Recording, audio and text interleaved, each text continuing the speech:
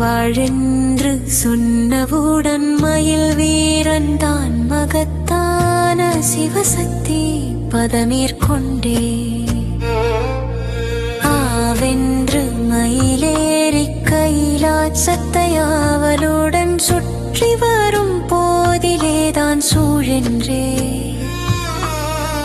இமயகிரிவட பாக்கத்திற் சுத்த சித்தமான தபோதனர்கள் கண்டு தாழ் பணிந்து வணக்கமதாய் நிற்கும் போது தபோதனர்கள் ரிஷிகளுமே தாம் வந்தாரே.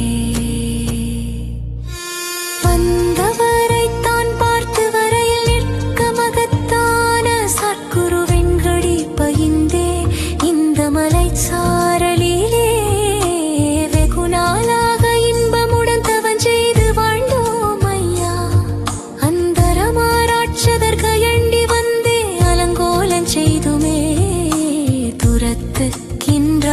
சுந்தரமாயிருந்து தவங்காவாய் என்று சுத்த சித்தமாய் தவதை தொடங்கினாரே.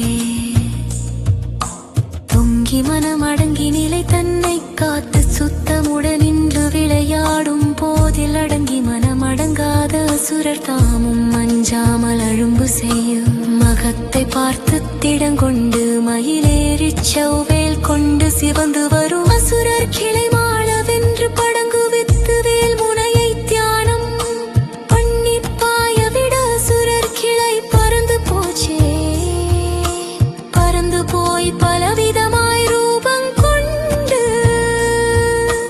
பந்தி பந்தியாய அசுரர் பறந்து வந்தார். சிறந்து வந்த சேனைகளை நன்றாய் பார்த்து தீர்க்கமுள்ள மயிலேறி தெளிந்து நின்றே பரந்தழைக்க வேணும் என்று தூல சூட்சம ரூபமெனும் காரணமாய் ரூபம் கொண்டு நிரந்தமாய் வந்த பொலாசுரர் தம்மை நிர்த்தூளி செய்ததவா நிலை கொண்டானே.